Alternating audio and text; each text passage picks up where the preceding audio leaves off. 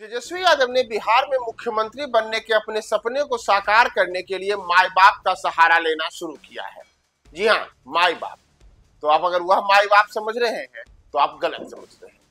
तो आखिर ये है क्या माई बाप? मैं प्रियदर्शन न्यूज फाउंडेशन के इस विशेष एपिसोड में मैं आपको यही समझाऊंगा कि माई बाप है क्या, जिसके सहारे इस बार तेजस्वी यादव ने बिहार में एनडीए की टेंशन बढ़ाने की रणनीति बनाई है।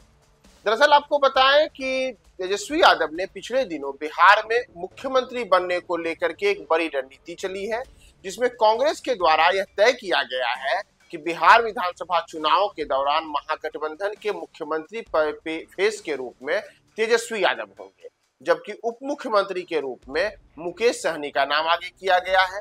इतना ही नहीं, कुछ अन्य लोगों को भी चुनाव के बाद अगर महागठबंधन की सरकार बनती है तो उप मुख्यमंत्री की जिम्मेदारी दी जाएगी। और इसमें ही माई बाप का वह फार्मूला छिपा हुआ है।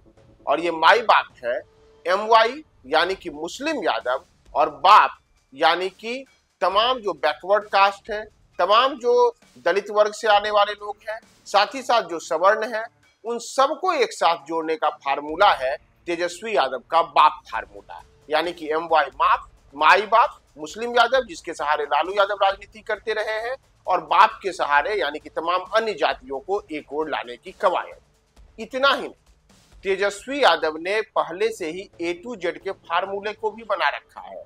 यानी कि राजद किसी एक दल, किसी एक धर्म वाली जातियों की पार्टी नहीं है, बल्कि सबकी पार्टी है। तो आखिर इस समीकरण के सहारे तेजस्वी क्या करना चाहते हैं? तो इसके लिए आपको वर्ष 2022 में जो जातीय गणना में बिहार में रिपोर्ट आई थी, उसकी ओर एक बार आपको ध्यान देना होगा। और उसको अगर आप देखेंगे तो यह स्पष्ट होता है कि राजद अपने परंपरागत जो मुस्लिम यादव वोट बैंक है, उसके दायरे को इसी आधार पर बढ़ाने की कोशिश में है। इसके अतिरिक्त बाप, जैसा मैंने आपको बताया, यानी कि बहुजन, ए से आदिवासी, साथ ही साथ जो पिछड़ा अति पिछड़ा वर्ग है, उन सब का गठबंधन बाप। तो इनके सहारे 2022 के जातीय गणना रिपोर्ट को आधार बनाकर तेजस्वी यादव ने अपनी कवायद शुरू की है। तो इस पर अगर आप जाएंगे तो एक परंपरागत रूप से माना जाता है, जो फिगर अभी आपके सामने स्क्रीन पर चल रहा होगा, इसमें अगर आप 2022 के डाटा के आधार पर तय करें तो एनडीए के परंपरागत वोट बैंक में माना जाता है कि बिहार में जो करीब 10.6% आबादी सवर्णों की है, उसका बड़ा हिस्सा एनडीए के साथ होता है।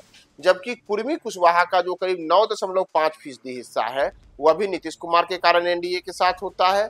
जबकि मौजूदा समय में पासवानों की जो करीब 5.3% हिस्सेदारी है बिहार में जनसंख्या के आधार पर, उनके बड़े नेता चिराग पासवान भी इनके साथ हैं, तो यह भी हिस्सा एनडीए के पक्ष में मजबूती से माना जाता है। जबकि मुसहर बिरादरी का जो 3.5 हिस्सेदारी कुल बिहार में प्रतिशत के रूप में है, उनकी भी बड़ी हिस्सेदारी जीतन राम मांझी के कारण एनडीए के साथ मानी जाती है। अगर आप इस कुल हिस्सेदारी को जोड़ देंगे तो यह तय होता है बिहार की आबादी का 29% हिस्सा। अब दूसरी ओर जरा महागठबंधन के आंकड़े को देखिए। तो अभी जो आपके स्क्रीन पर ये महागठबंधन का आंकड़ा चल रहा है, आप इसको अगर गौर करेंगे तो इसमें राजद का जो मजबूत गठजोड़ रहा है, यानी कि मुसलमान, उनकी आबादी है बिहार में 17.7%, जबकि यादवों की आबादी है 14.3%। इसके अतिरिक्त सीपीआई माले के द्वारा जो का कि माना जाता है कि बिहार के जो खास करके जो दलित वर्ग हैं, भूमिहीन वर्ग हैं, उनमें उनकी मजबूत पकड़ है। तो उनकी अगर आप आबादी देखेंगे तो करीब 3% वोटरों पर सीपीआई माले का मजबूत पकड़ होता है।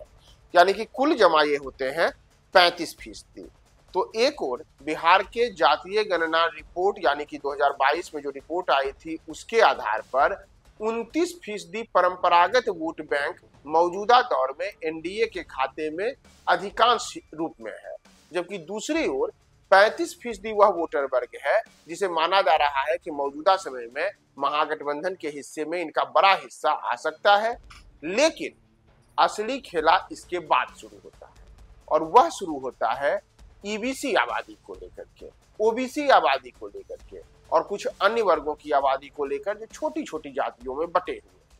और इस बार मुकेश सहनी को उप मुख्यमंत्री के रूप में प्रोजेक्ट करने की जो योजना महागठबंधन ने बनाई है, वह उसी रणनीति का हिस्सा है, यानी कि A to Z और तेजस्वी के माई बाप समीकरण का हिस्सा है। दरअसल अगर आप देखेंगे तो बिहार में जितनी भी अलग अलग जातियां हैं जो कि अलग अलग वर्गों में बटी हुई हैं, उनमें से करीब 63% आबादी उस वर्ग की मानी जाती है जो कि अन्य पिछड़ा वर्ग और अति पिछड़ा वर्ग के रूप में जानी जाती है।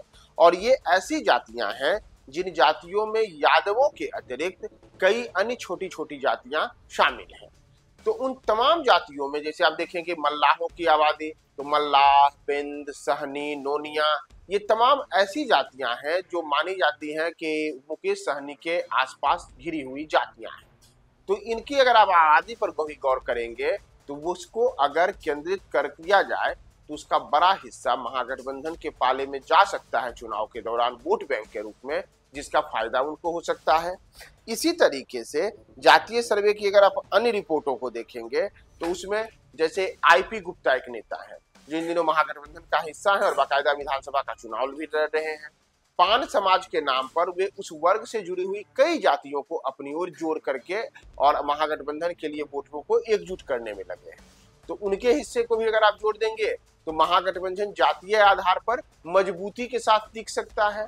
तो तेजस्वी यादव का भी मानना है कि अगर उनका जो परंपरागत वोट बैंक है यानी कि मुस्लिम यादव समीकरण और साथ ही साथ सीपीआई एमएल का जो समीकरण है वह तो 35% होता ही है। इसके अतिरिक्त मल्लाह और साथ ही साथ आईपी गुप्ता से जुड़े हुए वर्ग और कुछ अन्य जो सवर्ण बिरादरी है, जैसे इस बार के अगर आप चुनाव में देखेंगे तो तेजस्वी ने चाहे राजपूत हो, चाहे भूमिहार हो या फिर ब्राह्मण हो, सबको मौका दिया है। और सबसे बड़ी बात है कि एक लंबे अरसे के बाद लालू यादव की पार्टी ने एक जो उनकी परंपरागत स्थिति रही है कि भूमिहारों से दूरी बनाए रखना, उससे भी उन्होंने किनारा किया है और इस बार खुल करके उन्होंने भूमिहारों को टिकट दिया है। जैसे अगर आप देखेंगे तो जहानाबाद में राहुल शर्मा को टिकट दिया गया है, लालगंज में मुन्ना शुक्ला की बेटी को टिकट दिया गया है, मोकामा में सूरजभान सिंह की पत्नी को टिकट दिया गया है, मटिहानी में बोगो सिंह को टिकट दिया गया है। तो ये ऐसे नाम हैं जिनके सहारे भूमिहारों के बीच और सवर्णों के बीच में भी पैठ बनाने की कोशिश है।